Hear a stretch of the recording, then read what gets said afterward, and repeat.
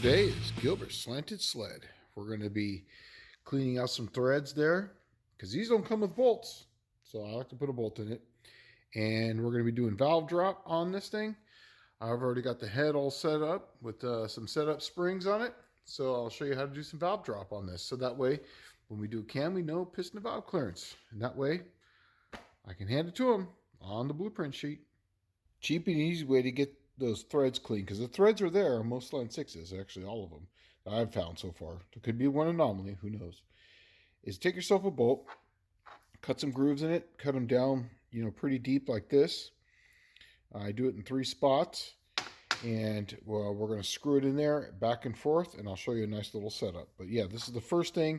Then get yourself a thread file and file the threads so that that way you don't have any burrs. All right.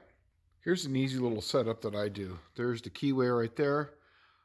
Put a 5/16 here, a 3/8 there. So that way it just kind of holds it, because remember, you're going to want to put this in there really slowly. So screw yourself the bolt in. And you don't want to use a power tool on this. You want to use your hands.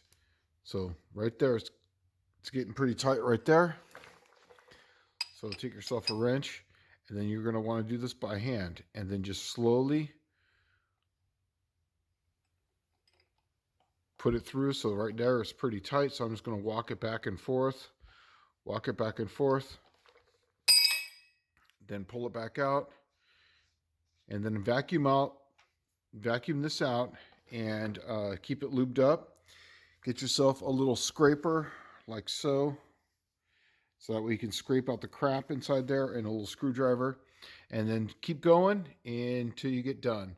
But this way, when you pull it in there, this will lock against that. And then when you pull it back, it'll pull back over there. Just make sure to go slow. Don't use any power tools. Quick and simple. After you've been going back and forth for a while, and like I said, just go in there, cut a little bit, pull it back, go in there, cut a little bit, and then just keep rocking it back and forth as you go through there. Make sure it turns freely, pull it all the way back out, suck it out. Then you have another one, and this is the one that, no threads are cut on this one, so that way you can kind of put it in there and see how it does. But there's going to come a point where you're going to find a stop. Now, if you look in there, you'll see those threads don't go all the way in there. They basically just go to right there and stop. Stop being cut right there. So that way you can get a measurement, so that way when you're done doing this and you put a harmonic balancer on there, you know exactly how far to go down. You don't need to put a bolt on the harmonic balancer. These things, are pretty smooth running engines, and it came from the factory without bolts. I just like having a bolt for security on them. In fact, I have a stock one right here. See, no bolt. This is, there's got nothing in it. I just like having one in there. So that's how I'm going to set it up. So that's one little quick tip on how to get a bolt in this and get the crap out of the threads. We're going to move on to valve drop.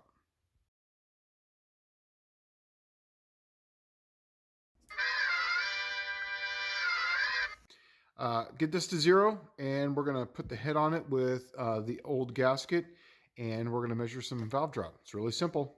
Alrighty, next step. After the head's put on here and the old gasket is put on here, here's another little tech tip. When you get bolts, you can use used ones or new ones. These are new ones that I got. What I do is I basically set it up to right where this is barely on the very first, so that way it comes up, but you can feel right there it's not. So that tells me it's engaged right there. So then I measure from here to the underneath of this head, and that tells me how much thread engagement I have. Now this head's been decked, 40 on the block, 40 on this head, so it's 80 thousandths total. We're shooting for about 8.9 to 9.2 is what I'm hoping for, but obviously because these things are tapered and all of the stuff, it never comes out. Sometimes when you do that, your head bolts are going to be too long. Here's a little part number. It's for a small block Chevrolet, but it works. It's S1018. These are washers that you can put underneath. You can stack them if you need to, because when you deck these things, sometimes there's not enough threads down there. But yeah, once again, that is S1018, and you can put those underneath the bolts. I'm just going to cinch these down, basically hand tight, so that way I know that this is slightly compressed. so that way I can get the accurate amount of drop on this. All right, moving on. So now you're just going to push down. I can't do this with one hand and get an accurate number and still operate this thing. So you basically set this up. You're going to want to push down. If you push down on this, you're going to get an inaccurate reading because this is going to move around. It'll eventually hit, but you know it's just better to do it. The whole point of this is so that way they can, when they make a camshaft for this, they can put in, your cam manufacturer, for this one I'm going to be using comp, obviously. They can put it in, put the profile that you're going to have in, and then they can tell you your piston and valve clearance. So you don't have a custom cam made that's really big and awesome, and all of a sudden you have to regrind it because you got piston and valve clearance issues. This will tell them exactly at TDC how much valve drop you have to the top of the piston.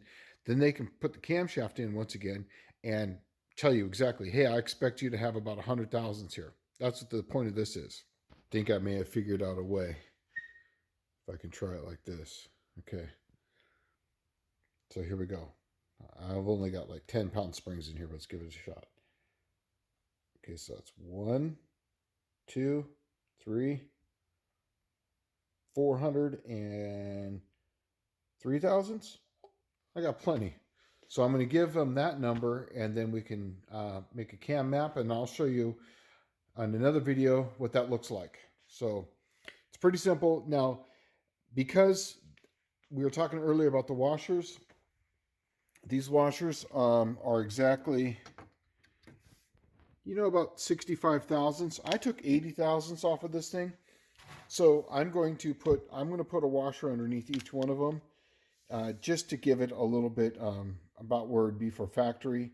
I like running washers underneath the bolts instead of the bolt being right up against the head. It's just a personal preference.